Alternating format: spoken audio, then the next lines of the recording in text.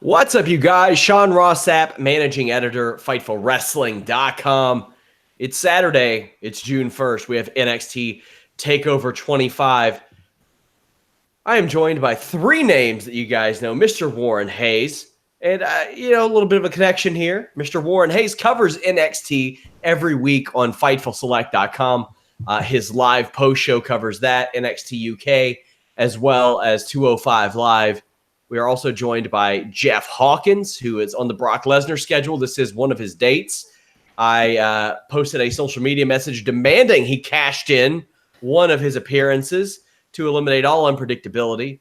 And I am also joined by Alex Pawlowski. But the important thing is, have you guys heard about Omaha Steaks?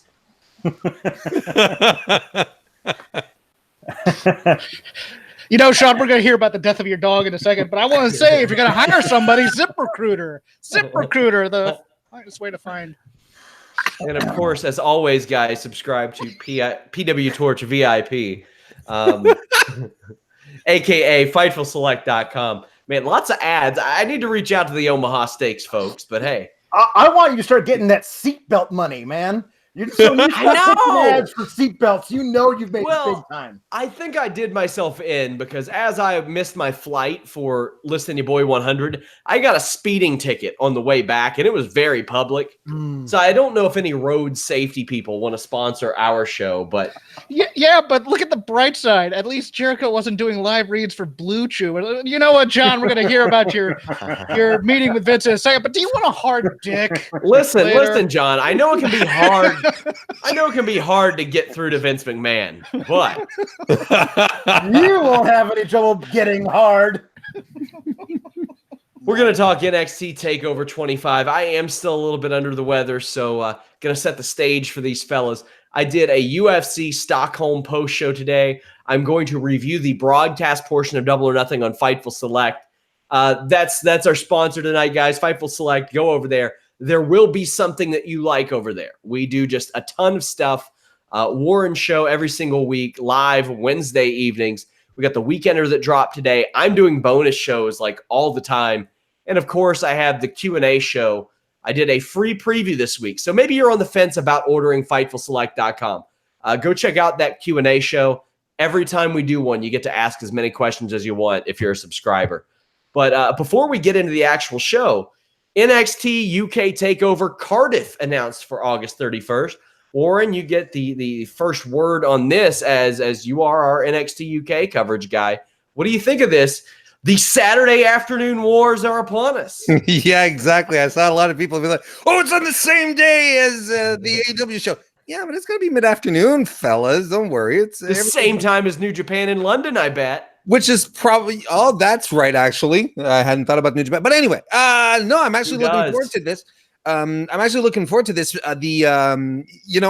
UK has taken great strides over the past few months since Blackpool. The roster has become much more proficient. We know we know the athletes a lot more. We know who their character development has been expanded quite a bit, and a lot of leg room for some really good matches. Some people have been elevated, others have been tossed more to the side. Joseph Connors, but as far as the women's division go, this is what I'm hoping for. The NXT UK women's division is so incredibly packed with such talented women. My only wish for Cardiff is that we don't get just one women's match, just Toni Storm versus Villainess of the Day. I hope we do get at least two matches there because there are too many fantastic women on the card. Alex, on the roster.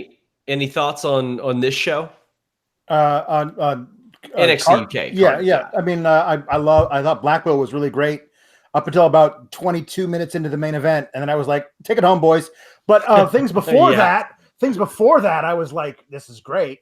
I called it months ago.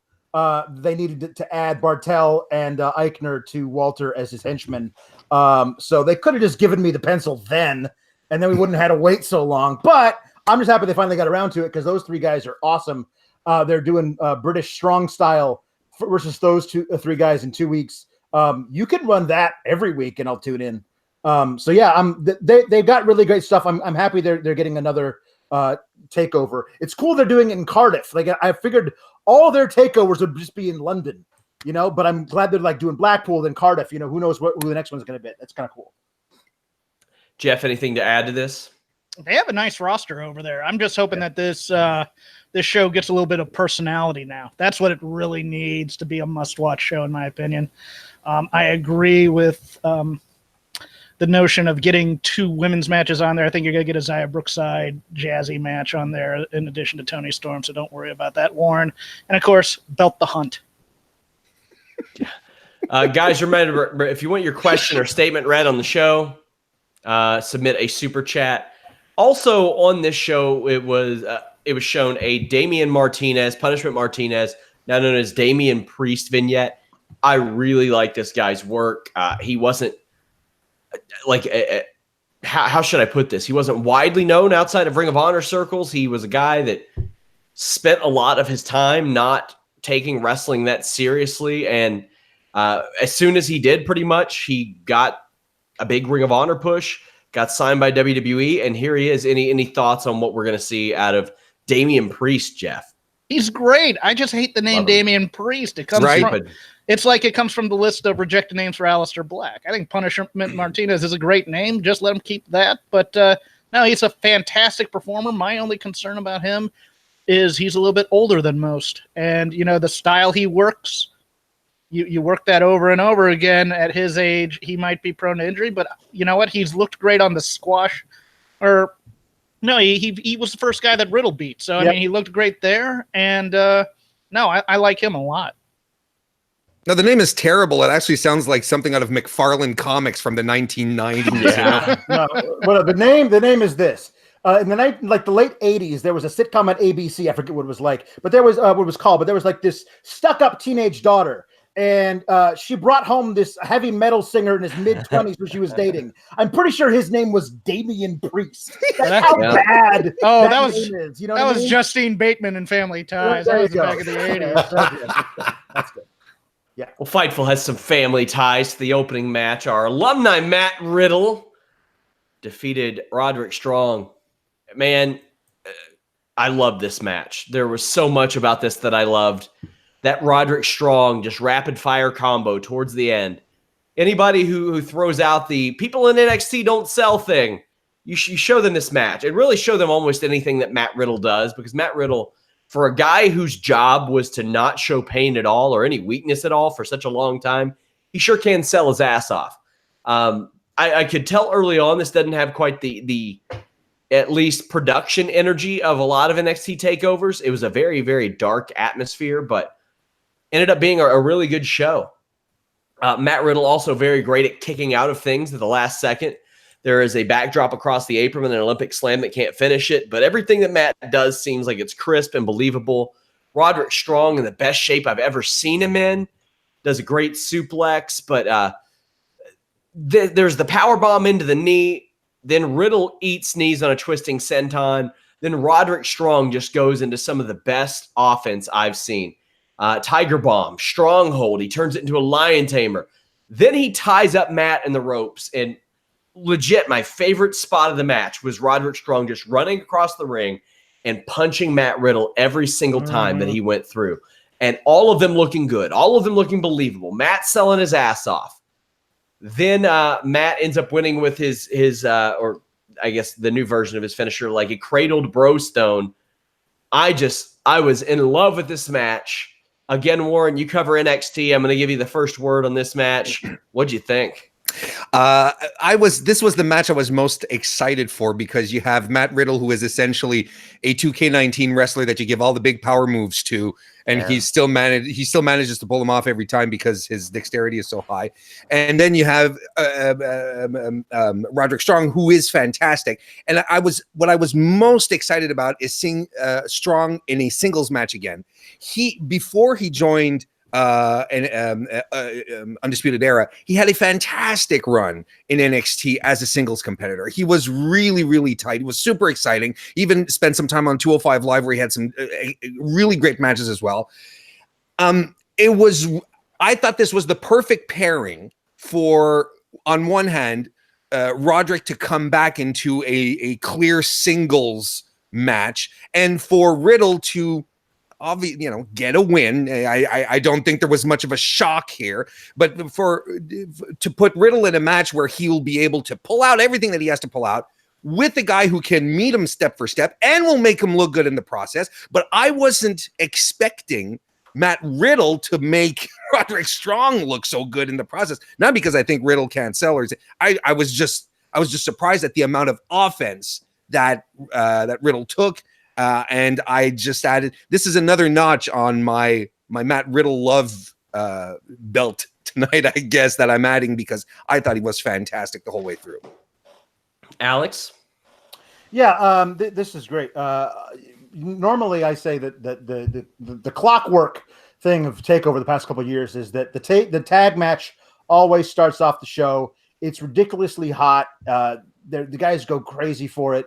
The fans get super into the whole night of wrestling from then on, and everybody else after that says, "Okay, we got to pick up our game because the tag match is going to be best match of the night." And it was the curtain jerker.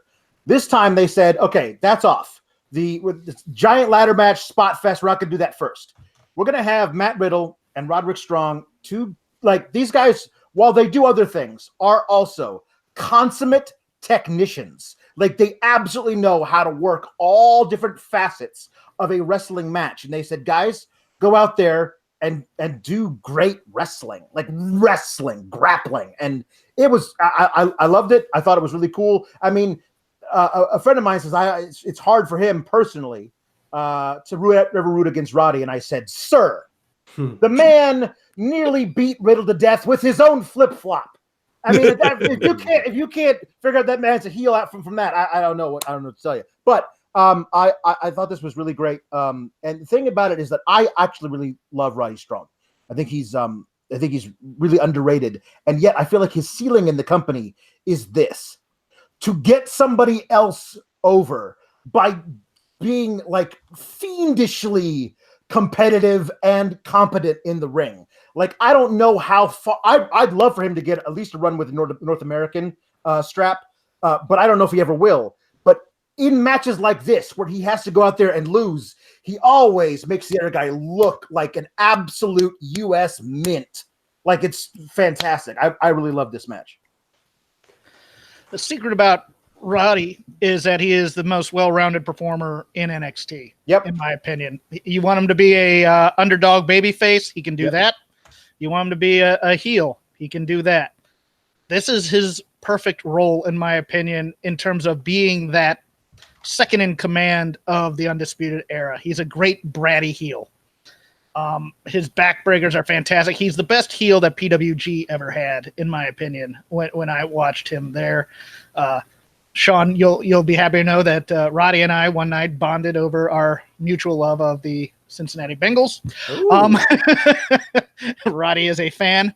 There's nothing I can say here that hasn't already been said. I was a little bit more down on Riddle than the others, but it's not that I was down on him. It's not that I'm being negative. I thought some of the kicks, especially when Roddy was on his knees, looked a little in slow motion. Yeah, to me. I noticed that too. But like Sean, my favorite spot in that match was Roddy running across the ropes, hitting the guy in the face, going to the backbreaker and the pin for 2. Just a fantastic opener, I thought. Matt Riddle back on the horse. I think we most of us saw this coming. So I would like to say, well, where does Matt go from here? But it's NXT. It's obvious where he goes from here. Like, it's usually, unless tomorrow Vince McMahon's like, "You know what? God damn it, pal! I need this guy on the main roster." Then you bite your tongue. No, it's Matt Riddle as far away from Vince McMahon as possible. Don't speak it aloud. Then the universe thinks it's real, Sean. That's true. Marketing has produced 8,000 flip-flops. We're going to be selling them on Monday. Time to bring them up. We see Stephanie McMahon in the crowd, about 4 seats up from her is AEW's Britt Baker. That was a fun image. I'm a fan of Britt Baker. I told a story on Twitter this week about how we had an interview scheduled ahead of All In. It's actually the week that Adam Cole's phone got hacked or email got hacked or something. We couldn't make it happen. She went to the trouble like 2 or 3 months later when she knew she was getting signed by AEW to hit me up and say, hey, let's make this interview happen. So I think a lot of her, she had a great performance last weekend. Check out our AEW reviews over at Fightful Select and on Fightful.com. Myself and Andrew did a good one. Vacant NXT Tag Team titles. Now, I want to get into this talking point before we get into the actual match. Jeff, should the War Raiders have kept the titles and been in this damn match? No. Tell me why. It's fine for when they get brought up to not have to lose them, to go out as a winner and vacate. You just can't do this every time. And it was time for this time for the tag team titles to be done with that. They've done it with the women's title. Twice.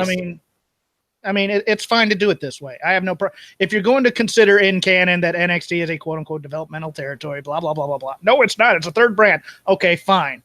But I had no problem with the War Raiders abdicating the titles here. Warren, you look like you're foaming at the mouth. I was going to go to Alex, but it's going to you. Because I am in complete disagreement with my colleague, Jeffrey. Let's Jeffrey, fight. no. No, if there had been any reason to maintain, when Asuka dropped the title, for better for worse, she did come up with that sheen, and they did maintain that the undefeated streak, that angle about her right into WrestleMania. So that continued in perpetuity, right? And then we saw her every week, and there was the build. Okay, for better for worse, it was there. The War Raiders have not been used for 2 weeks on Raw right now. We haven't seen them on TV. Neither Eric nor Ivar have been on television right now. There was absolutely no reason for them to not put someone over, especially since I can make a pretty compelling argument, Jeffrey, that they're No problem with that tone. Let me cut you off then. If the War Raiders, okay, go ahead. I'll pass it back to you. I can just make a compelling argument that their tenure in NXT was extremely underwhelming and was not deserving of that kind of much more honorable or serviceable send-off to a more established, more prominent star that really did give something back, because the War Raiders, outside of being in War Games and the facing the winners of the Dusty Classic, they were injured. They were off of television. They didn't do shit. Okay, well, I agree with you in theory, but if you're going to take the titles off the War Raiders, that time would have been when they beat the Street Profits clean as a sheet. That was the time for the War Raiders to lay down if they're going up, for sure, and then they lose the titles. Okay, but they don't. They beat them. So now you have to figure out a way to get the titles off of them. And you've already had that thing. You don't want to beat. There's no other team that's hot right now, and you'd already planned this ladder match of sorts. Definitely not the Milwaukee Bucks. They're not hot right now. No, but very ice cold. That's just wrong, especially from 3. But no, but I you know what? I thought they should have laid down for the Street Profits before they left, but they didn't. And so you had to figure out some kind of morass to have them not lose the titles, but also have 4 teams there for the ladder match. I don't think the War Raiders would have fit here in this ladder match. In the month of May, WWE vacated 3 titles. They vacated the SmackDown tag straps. They vacated the NXT tag straps plus the US title. Okay, titles don't mean anything on the main roster. That's a problem. Yeah, I agree. But it matters to me. Yeah, no. It matters to everybody else. Let's go ahead, Alex. Yeah, the thing with this is I talked about on the preview, the War Raiders. There's no reason for them not to be in this match. I mean, listen, I understand they wouldn't have fit as the way the match was laid out. The Forgotten Sons fulfilled the role of the War Raiders in this match. They powerbombed dudes into ladders while their teammates were standing on the ladders. That's what the War Raiders would have done in such a case. I understand that part. I agree with you, Warren, that I think they were brought up, that their run in NXT was truncated. I think they had a long run ahead of them as tag champs in NXT before they actually lost. And they were like, Well, bring them up now because we got this hot new name for them, the Viking Experience, and we got to do that right now. The people demand it. The people demand the Viking Experience on Monday Night Raw. So they did that instead. It just so happened that they had to get rid of the belts in the meantime. I don't love it either. And the biggest tragedy is there is no tag division on Raw. The tag champs are wrestling on main event. So if the tag champs aren't on Raw, then the Viking Raiders can't become number one contenders on Raw because there's no tag division on Raw. The main roster is a shambles. It's a travesty. It's a Travis Shamockery. NXT is where it's at. And I'm really sad that the Warriors had to leave that behind and go somewhere where they're not even being used. The match tonight was all kinds of flames, just flames everywhere. Flames on the side of my face, flames. Well, let's distinguish it a little bit. We do have a tag match to talk about.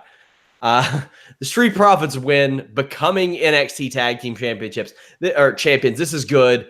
I at one point wondered if they would ever get back to that. NXT has a bad habit, I think, of sometimes being a show or two behind what they should do. Mm-hmm. And sometimes there are acts that get really hot and then they're cooled off and never regain that steam. Dawkins dives on the pile. Very cool. I love the spot where the Forgotten Sons both had their heads in a ladder and get German suplex and the ladder flies. O'Reilly applied a submission through the ladder, but there were also a great series of double team moves, which I like because you want to highlight that these are tag teams, even though this isn't tag team tagging in and out. There's the reverse DDT stomp from the Forgotten Sons, a Doomsday European uppercut, which looked like it was tragic at first, and the powerbomb blockbuster from the Street Profits. Jackson Riker comes out and kills everyone. Oh boy. But then everybody kills him. Karma. Like who are you to doubt Jackson Riker? The level of sync in which these six guys had on slamming this ladder onto Jackson Riker was very impressive. Yeah. They had like Wade Robeson out there choreographing them or something. Like it was impressive. But Riker was way out of place for a Tope con Hilo on Ford, and thankfully he was okay. The Forgotten Sons push everybody off the ladders, and Dawkins kills one of the Forgotten Sons with a spear, just plants him. Mm-hmm. As is, that's how an Angelo Dawkins spear goes. Ford jumps onto the ladder, Shelton Benjamin style, and wins. Jeff, did the right team win, and what did you think of this match? Loved the match. Absolutely loved this match. It was a car wreck of epic proportions. Kyle O'Reilly deserves hazard pay for the bumps he was taking. Mm-hmm. I'm a little worried about the sling that Bobby Fish is in.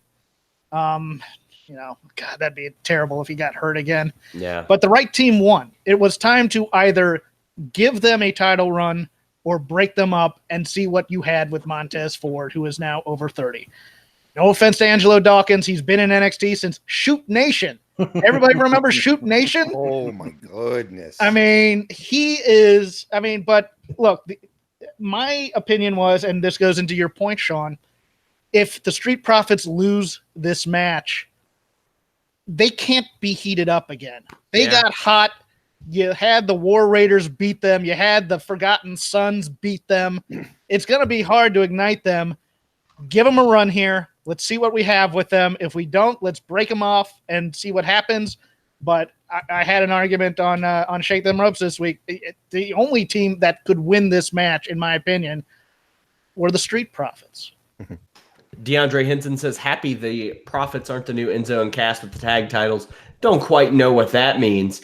Tim Traver says, please keep Virginia Beach in your prayers. Yeah, he is from Virginia Beach. Glad you're okay, my friend. From Newport News, I agree. Yeah, no, the shooter unfortunately was from a rival high school in Newport News, so that whole area needs your prayers. Hannah says too much testosterone. I don't know what that means. Probably because we are all some blue chew taking sons of bitches. True. Alex, your thoughts on this match? The match. I thought the Forgotten Sons really acquitted themselves well. This is the kind of match where they are allowed to be big brutes who toss guys because all the guys are smaller than them. They fit so well in that role. That was really good. I think that Blake and Cutler are just worlds better than Riker at this point. Like Riker just feels like he brings them down. You know what I mean? Like it's this weird thing that he's like the leader of the faction, but all he just is stand there and scowl. That whole thing where he was booked to be Braun Strowman in that middle of the match was just odd to me. It was weird because like Steve Cutler, on one of the first NXTs that I wrote about when I was reviewing stuff for Fightful, Steve Cutler had Lash LaRue sideburns, and it was really funny. And he beat Kenneth Crawford in a match that would Kenneth Crawford, of course, turned out to then later be Montez Ford. That was before Montez Ford was Montez Ford. He was Kenneth Crawford. So that was kind of cool to go back that far and see how far these guys have come. Now, I agree. The Street Profits had to win. And because of that, I was really concerned that they wouldn't. Because they always figure out a way of like, these guys are white hot, but people love rooting for them because they lose all the time. They're underdogs, right? And no. These guys needed their moment in the sun. The people have been backing these guys for well over a year now. Like it's a great time to give it to them. Montez Ford is a superstar. Like I can't wait to see how far he can go if they really let him. I'm a sucker for the dude who recognizes he's about to get hurt and reacts accordingly. There was a thing in one of the War Raiders matches a couple of weeks ago where he's in the corner and they do the thing where Rowe picks up Hansen and just runs him butt first in the dude in the corner. And Ford is like kind of groggy and looks up, does a double take and screams right before the ass hits his face. It was priceless. That guy's so good at everything. Not only can he leap out of the building, but he's so charismatic and fun to watch. And, Dawkins has one of the better spears in WWE right now. Like that was a great spear. It's a manly spear that he has there. Yeah, I really love these guys. I'm glad they get a shot with the belts. It makes sense. I don't know if it's kind of them versus Undisputed Era going forward or whatever. But I said to a friend, the only thing that would have shocked me coming out of this would be Oni and Danny winning it. To your point about Jackson Riker, I mean, he's been wrestling since 2001. He's 36 years old. He's been in NXT for 2 years and on national TV for about 8 or 9 years. What you see is what you get with him at this point, and that's a thing. Like, I don't know if they're hoping that he's going to emerge. That ain't it. He's fine. He's big. Yeah. That's all he needs to be. That's all he needs to be. But 6'1", 245 big. That's big today. Yes. They're presenting him as the mastermind behind the Forgotten Sons. And I just don't think that works. He could be somebody's brute. He doesn't need to be the guy who's the leader. Is he really like? I feel it's more like a mice and men thing, where Cutler and Blake are like stringing this guy along. It's like go beat up. Honestly, if they presented it that way, I'd be totally into it. See, I don't feel like they're doing it that way. I always viewed it as Cutler and Gunner are men. They have that 1,000-yard stare, and then Wesley Blake's the goofball probing that they can throw into matches and get beat up. DeAndre Henson specified. He said Enzo and Cass always got close but never won the gold. Yeah, and they should have it in Brooklyn that one year when I think the Vaudevillains won. Warren, put a bow on this one for us. Let us know what you think. I just want to point out two things. I thought everyone was really cavalier with the tossing of ladders tonight. Kyle O'Reilly nearly died. Yeah, I was legitimately worried at a couple of moments where it was just like, why are you guys tossing them around so easily with such disregard? And I also think that Montez Ford should do a handstand at the end of every frog splash from now on. That was really cool. Yeah. Ladder match in the books. It feels like, we had the 2 Money in the Bank matches, but a little bit surprised that this one happened so quickly afterwards. But we have the NXT North American Championship. Velveteen Dream defeated Tyler Breeze to retain. Breeze is an NXT star full time now, according to Triple H. He's working live events. Triple H says he's back on the roster. Wow, cool. It feels a little bit surreal. It feels a little bit different.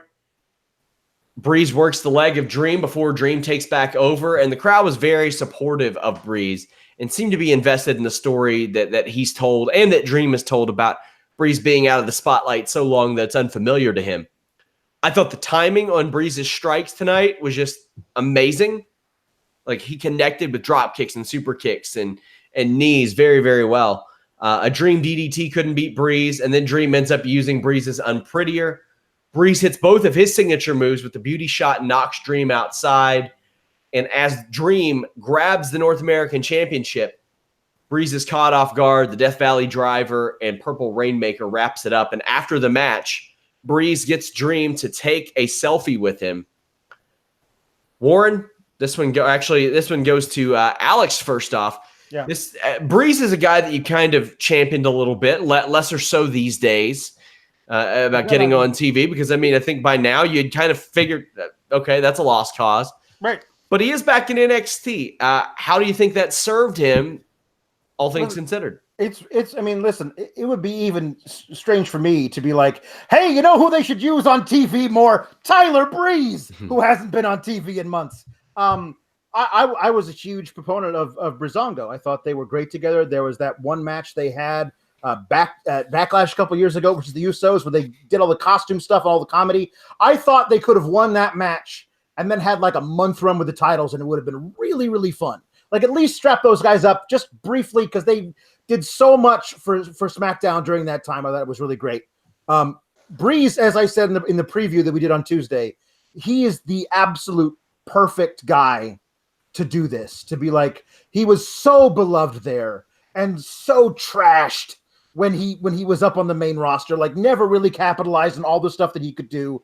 And he came back and he said, remember me? This is the stuff that I did here. Like, he was great. There was like, hey, we got Jushin Thunder Liger coming over to do a show in NXT. Who are we going to have him work? Oh, the answer is obviously Tyler Breeze, because that guy knows his stuff. And I think it's great. And I'm very excited for what the whole idea of Tyler Breeze going back full-time to NXT can mean for certain people who need it, who are up on the main roster not being used, could benefit maybe from a little more seasoning, or would be white hot if they came back to NXT for a couple of months, because people in NXT in Full Sail remember those people. And if they're not being used on main roster, why not? I mean, at this point, just punt on EC3. His run in NXT was already truncated and wasn't used to where they were planning on going with him anyway. You're never using him up on the main roster. Bring him back down. There's other things you can do. But I thought Tyler Breeze really did shown out in this match with Dream. The story they told around it being that Tyler Breeze was Velveteen Dream before Velveteen Dream, and the new model's a lot better. Sorry to say, says Velveteen Dream. I thought that's all great. This was all really well put together in the package, and I actually really love the match too. Jeff, your thoughts on this one? Correct me if I'm wrong, SRS, but Tyler Breeze, towards the end of his NXT run the first time, was kind of in a player-coach role, wasn't he? Seems so. Helping lay out some matches and things like that. I agree. He's that, in the territory system, he's that veteran guy that's going to help the new kids go through matches. I, too, really enjoyed this match.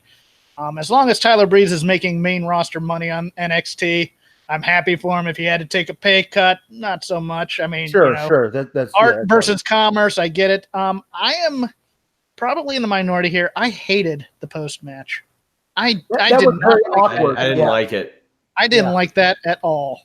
Especially given the build and the things that Velveteen. The build was great.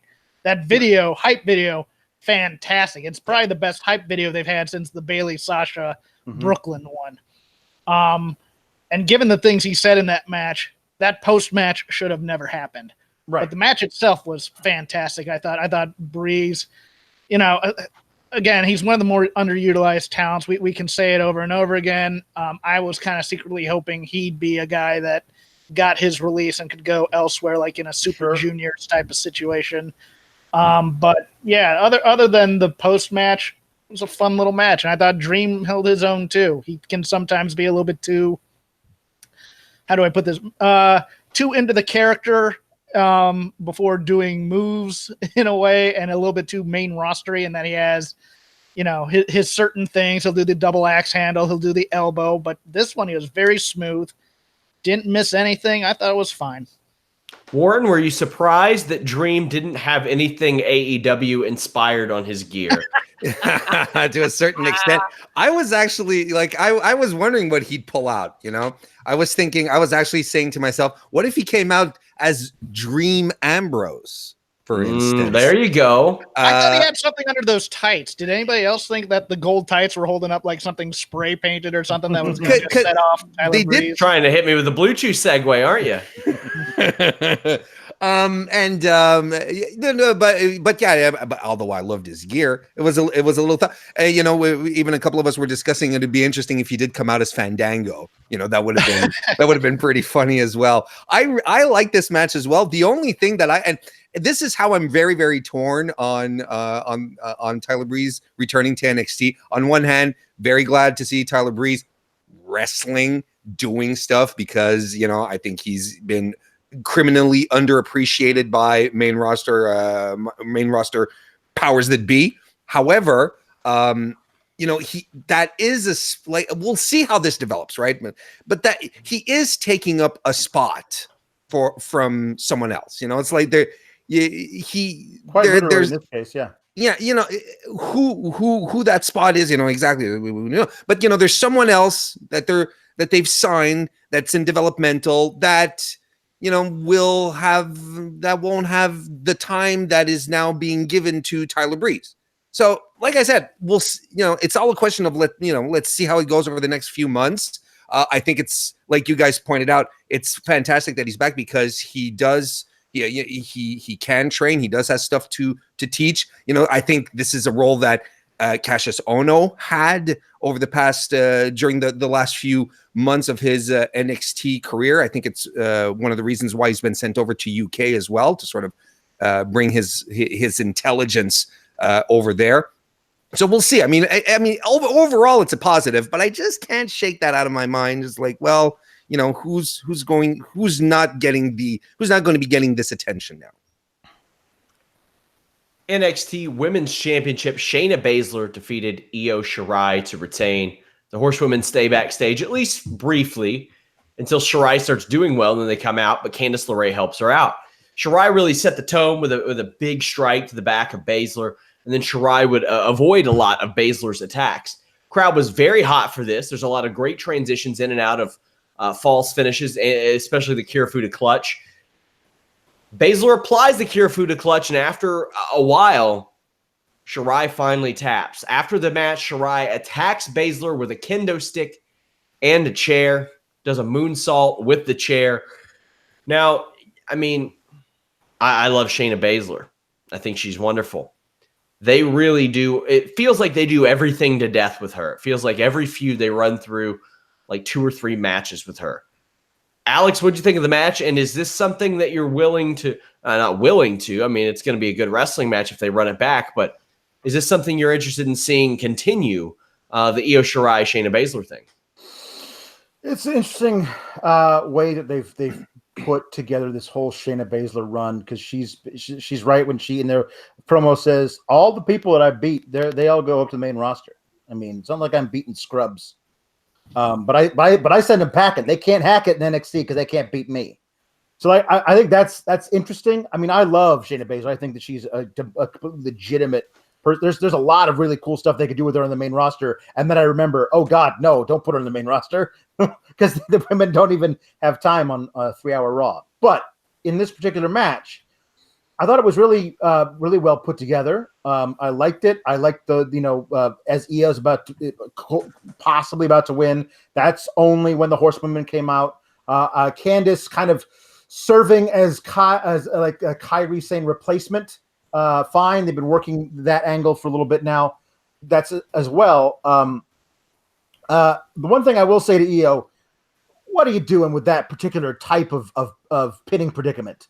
Like you've just the bridging thing where you presented your neck directly in front of Shayna, so it was very, very obvious that was not where you should keep the back of your head as far away from Shayna's face as possible. That's just how you wrestle a match against Shayna Baszler. That's all great.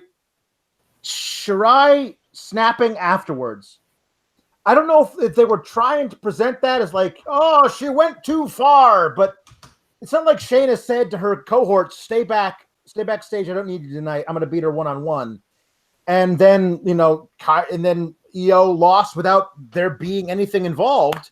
And then she's like, well, you cheat. Like, you didn't cheat. And it was a weird thing. Like, I don't know if they're trying to say she went too far or Shayna deserved it. The crowd thought Shayna deserved it. So it's a weird thing. I don't know what they were trying to push this. Am I interested in seeing another match? Sure, it'll be a good match. But I feel like Bianca Belair was the one to like take this title off of Shayna and run with it. I don't feel like Io's the right person for this now. But yeah, I'm rambling. Warren? I think the Io Shirai she can get extremely violent. We have seen this before throughout her career. So in a certain way, what I was afraid of was that they were really making Kairi Sane too, that they were getting this really talented, super talented Japanese female wrestler.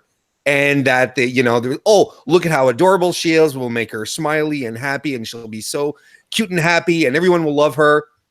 And that worked fine with Kairi. Do we want this again with Io? Well, they could try, but I mean, holy smokes, let's try and mix it up a bit.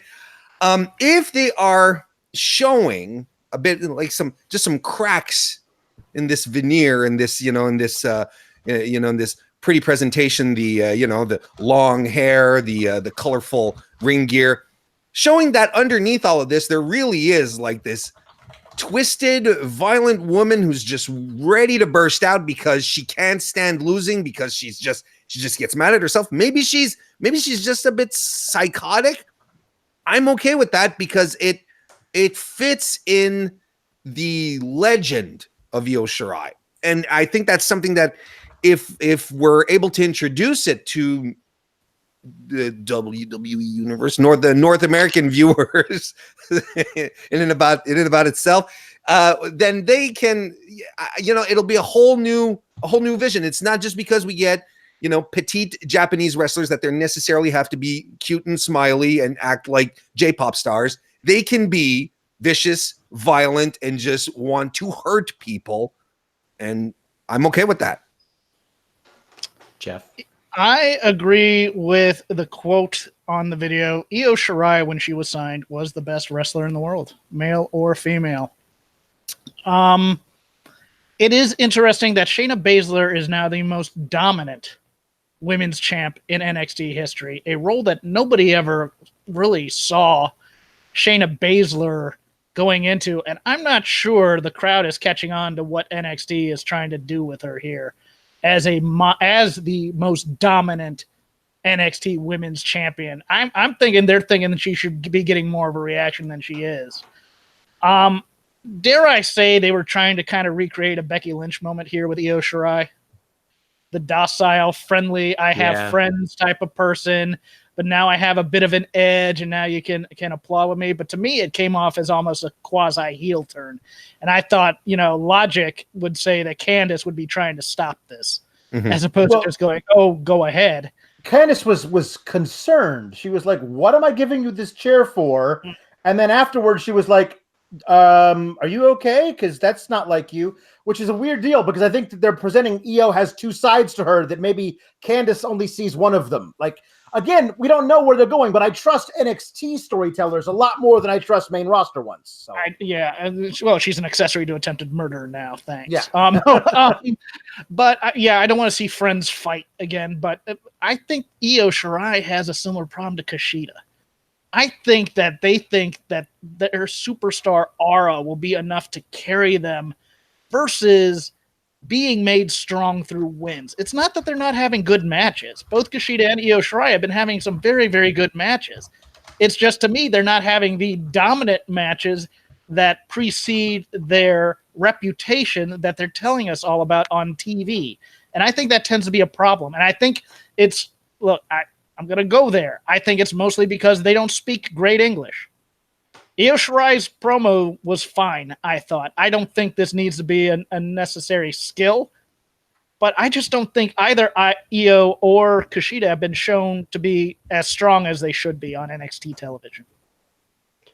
NXT Championship match. Adam Cole becomes the NXT champion, defeating Johnny Gargano.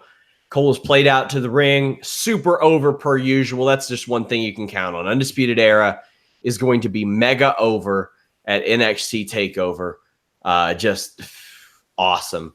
There's a great dropkick reversal into a power bomb. Of course, Cole has some great super kicks. He got sent shoulder face first into the mat. That was nasty looking. There was a tilt-a-whirl Gargano escape that planted Cole. Then Cole really went at the leg of Johnny. Just some outstanding limb work. Gargano went for a suicide dive, ate a super kick. I thought that Cole's Panama Sunrises looked rough tonight. Didn't quite connect on any of them. Cole misses his finish, but applies a Gargano escape of his own. But Gargano does the last shot to Cole, takes his move. We don't see a ton of that anymore. Cole seemingly wins a strike trade, but then Gargano just clotheslines the hell out of him. Gargano kicked out of the last shot, and the crowd came unglued. There is a big ref bump outside that leads to Gargano super kicking a chair into Cole's face. A Gargano escape gets applied in the middle of the ring, but then Cole goes right back to the leg of Gargano, which they set up earlier in the match. There are super kicks to the leg of Gargano, another bad Panama Sunrise hits, and then the last shot wins it. Warren, you're covering NXT every single week. Did it seem like the right time for Cole? Should he have won it earlier? Should it have waited? How do you feel about the timing as it relates to Adam Cole's win, and your thoughts on the match? Well, first and foremost, the match was fantastic. That final third, when everything started to kick in, I don't mind false finishes as much as other people. I know there's a lot of people who get really, really annoyed. I don't really mind them when they're well done, and I thought it was really, really well done. It was edge of your seat stuff. As far as the right man won tonight. That is, to me, there is no question about that.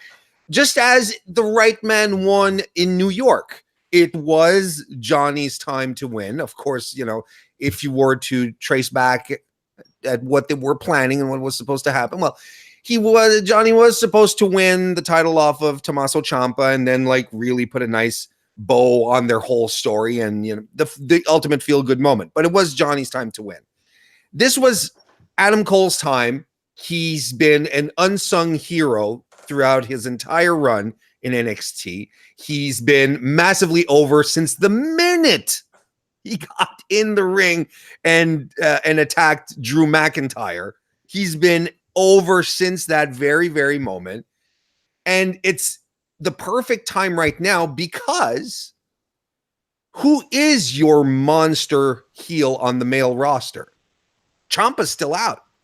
Who's your bad guy? Who is the guy who is the chaser, the guy that you put at the very top, or the chasee actually, that you put at the very top, and who has the title, who has the main event sheen, who is the guy that you want to take down that you just hate, and it's him that has the title.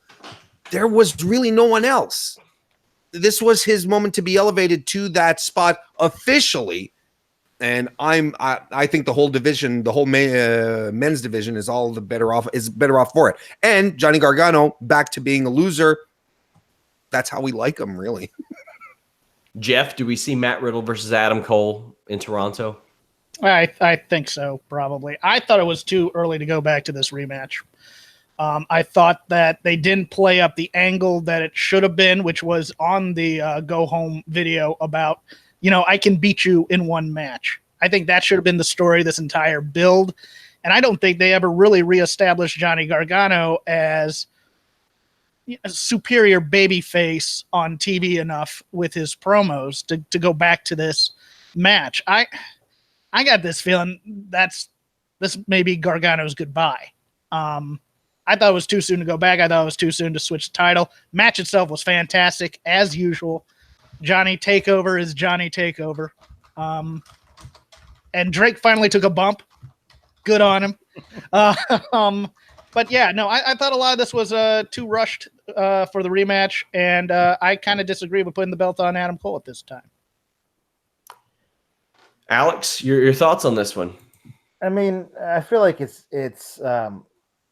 I think it is Adam Cole's time, particularly because I don't know who Gargano feuds with who isn't Adam Cole. And as you said, this match has been done at this point.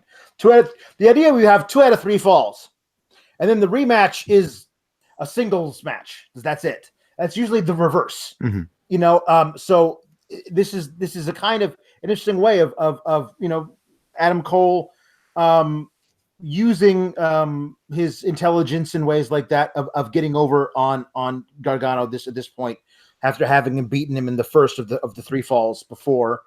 And there are a whole bunch of people who can come after this title if it's on Adam Cole. And the best part about Adam Cole is that he can absolutely bring it when he's in the ring, but maybe he doesn't have to, because he's got 3 guys who can take you out on your way to the ring if he feels like it, because that's always there. I mean, he's a very this is a good faction to have at his backing. I will say I'm absolutely here for the fact that Undisputed Era has a new member who's basically the Theo in Die Hard to Undisputed Era.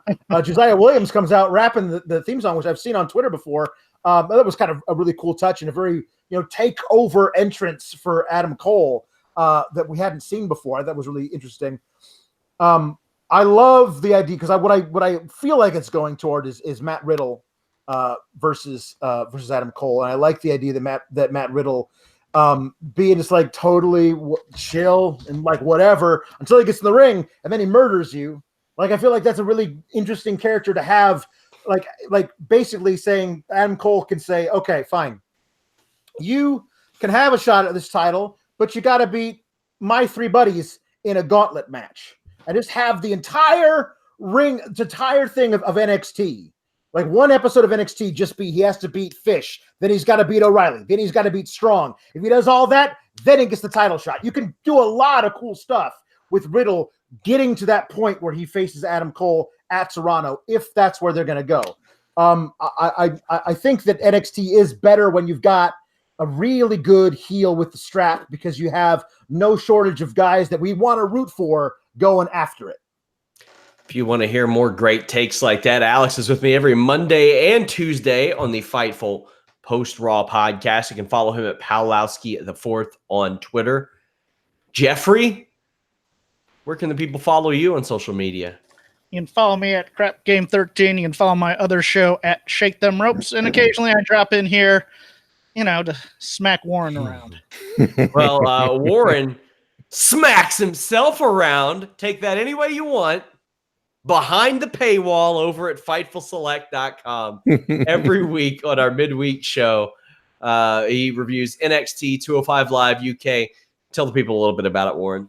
Oh, well, that's it. The 205 Live NXT UK, arguably the 3 most consistently fun hours of WWE programming. I do that every Wednesday, 10 p.m. Eastern, and it's a live show. So if you're a member, you can come pop in, join in the chat. It's a lot of fun. You can follow me on Twitter at Mr. Warren Hayes, and I also have my own YouTube channel, if you're inclined, at youtube.com/Mr. Warren Hayes. I push the Fightful Select service on you guys a lot. I'm telling you, it is a great service. I'm going to eventually, it'll be Q&As every week. Right now, it's 2 a month. Posted that free preview, but we have our retro review coming up this week. Myself and Warren reviewed the first Monday Nitro. That is a lot of fun. We've got some other great shows coming up, but I've better organized those to where you guys can just track those down. We have alternate commentary, dark match commentary, outtake and behind the scenes footage. Just go over to FightfulSelect.com. Even if you don't subscribe, there might be something there you like. And by the way, on YouTube, I have a full playlist full of preview content for free. Warren, any final words before we wrap up? I enjoyed this show. I think it was, I think since it was so quickly put together, because it was, it was supposed to be in San Jose, and there was a lot of logistics involved regarding one show in Saudi Arabia. I feel like the buildup wasn't on par as usual with takeovers. Feel like it's been the case for a couple of takeovers in recent memory, but especially in regards to the Riddle and Strong match, even if there are matches here tonight that even if you didn't have all that build up, just the match in itself, you let the guys go in, or girls, Let them go in, tell their stories as pro wrestlers, and you'll end up having compelling matches regardless of the buildup. And that's my main takeaway from NXT Takeover 25. Alex, anything you want to add as we wrap up? I just wanted to say the idea of the 25 takeovers is kind of an awesome thing that we didn't maybe think was possible like 22 takeovers ago. Like just the idea that it's gotten to this point where it really is. Like I look forward to these nights, the night of takeovers, more than any night of wrestling several times a year. And it's really, really awesome that they proved with this. They don't need to be part of something where there's a package where you bought tickets to go to Brooklyn to watch SummerSlam. Hey, I'll also watch the takeover. What the hell? Like they did this thing completely absent of other stuff from WWE, and it was great. And they can do these more often and in different places where they can promote them. They could do one in Europe. They could do all this stuff that doesn't have to be part of the normal type of WWE schedule. So I'm looking forward to seeing where the next 25 takeovers take us. Jeff, send us home. NXT takeovers never fail to deliver. Even if the card on paper looks kind of weird, go with it. They never fail to deliver. The Undisputed Era are the heart and soul of NXT. Fightful never fails to deliver. Jeremy Lambert right now is on the Triple H post-show media call. We will have that audio up. We have the audio up from this week's as well. Fightful bringing it all to you. We've got dozens of interviews we are unleashing from Las Vegas. I mean, just a ton. My interview with MJF is up on the YouTube channel right now. That was an experience. My interview with Dean Malenko is up. My interview with Sean Waltman is up. If you all want us to do more of those, go support them. Go leave a thumbs up, share them, all that stuff. I am starting to travel more, much to my chagrin, to do some more content and more talent interviews. So, hey, show us that it's worth it. Show us that you guys appreciate this stuff. Let people know that we're doing that. It means the world. Leave a thumbs up on this video. Until next time, guys, thank you all so much. We're back here next Friday for Sands of Time. I don't know which of these clowns is going to be on the show with me, if any. No. Any takers? Anybody? Because I don't think so. I'm not doing it. Might be a solo show on Friday, but tune in. We're out.